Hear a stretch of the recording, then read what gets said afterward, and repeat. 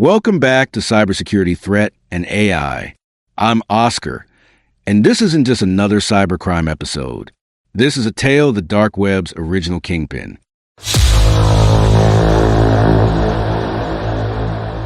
And I'm Archie. Today, we unravel the rise and fall of the Silk Road, a ghost market that ran in the shadows, built by one man with a mission and a laptop. Ross Ulbricht, a name now wrapped in myth and infamy. He wasn't some cartel boss. He was a young man with a degree in physics and an obsession with Austrian economics. That's right. Ulbricht was heavily influenced by libertarian thinkers like Ludwig von Mises. He believed in free markets, minimal government, and radical privacy. He wanted to build a marketplace outside government control, where voluntary exchange ruled, a digital utopia amassed in anonymity. But the idealism didn't last. When you build a system that rewards secrecy and borderless trade, it becomes a magnet for everything. Enter Silk Road, a dark web marketplace launched in 2011. You couldn't just Google it. You needed Tor, the anonymity network, and Bitcoin, the anonymous currency. Silk Road's user experience was shockingly polished. Clean UI, vendor reviews, escrow systems. Users could rate sellers, leave feedback, even dispute transactions. In its early days, Ross ran everything himself, coding the site, handling user complaints, vetting vendors. He even posed as users to spark marketplace activity. Eventually, it grew too big. Ross brought on moderators, forum admins, even customer support volunteers. Silk Road had become a living machine. But let's not forget, it was also a thriving criminal economy. Drugs were the biggest sellers, but people could also buy hacking services, credit card dumps, even guides on how to launder money. And yet Ross enforced a strict moral code. No child porn, no terrorism, no violence. He tried to keep it ethical within its criminal bubble. The irony? He thought he was making the world freer. But the darker side of the platform, addiction, exploitation, and violence, began to outweigh the philosophy. By 2013, Silk Road had processed over $1.2 billion in sales, over 100,000 product listings. Ross had earned nearly $80 million in commission, all in Bitcoin. And still, he wasn't caught. Not even close. He was operating under the alias Dread Pirate Roberts, a name that could be passed to anyone. It added confusion, paranoia. But the FBI, DEA, IRS, DHS, they were watching. They just didn't know who DPR was, until Ross made a tiny, fatal error. In a 2011 forum post promoting Silk Road, Ross used his real email, rossulbricht@gmail.com. It was a rookie move, and it stayed online for years. Investigators stumbled across it, cross-referenced the name, saw he'd also been posting questions about Tor on Stack Overflow under his real identity. The puzzle pieces were falling into place.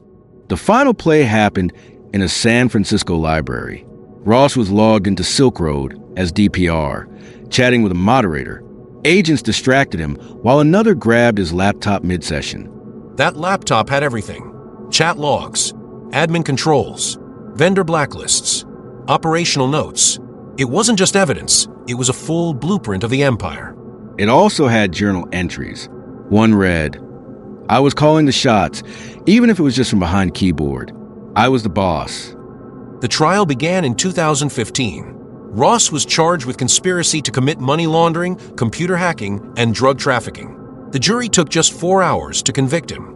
He was sentenced to 2 life terms plus 40 years, without the possibility of parole. The court wanted to send a message: no one is above the law, even online. But the sentence triggered global debate. Was it justice or overkill? Many in the tech, crypto, and libertarian communities said he was made a scapegoat. Others argued he facilitated mass-scale drug distribution, ruining countless lives. Intentions aside, the damage was real. Meanwhile, Silk Road's takedown opened the floodgates. Copycats popped up almost overnight: Alphabet, Hansa, Dream Market. Some were even larger and more violent. And law enforcement got smarter. They began infiltrating forums, seizing servers, and, most critically, tracing crypto transactions. Blockchain analysis was born. Today, entire companies like Chainalysis exist because of Silk Road. Bitcoin was never truly anonymous. It was pseudonymous, and that's a crack investigators learned to exploit. Beyond law enforcement, the cultural impact was huge. Ross became a folk hero in some circles. His mother still campaigned for his release. There are documentaries, petitions, even NFT drops in his name. Hollywood's circling too. Multiple biopics are in development. There's even a movie starring Nick Robinson and Jason Clarke, Silk Road, 2021. But none of them capture the full complexity. Because this isn't just a hacker story. It's about the power of ideology, the limits of technology, and the price of complete freedom. So what's the takeaway?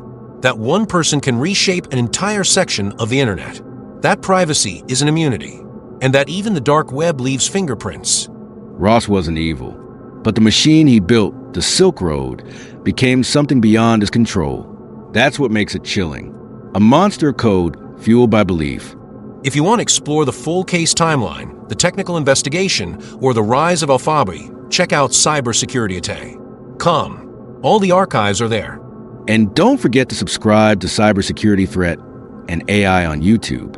We've got deep dives, digital horror stories, and real-world cases that will keep you up at night. Next week, we dissect Alphabi, bigger, bolder, and even more dangerous than Silk Road. Until then, stay vigilant in the shadows.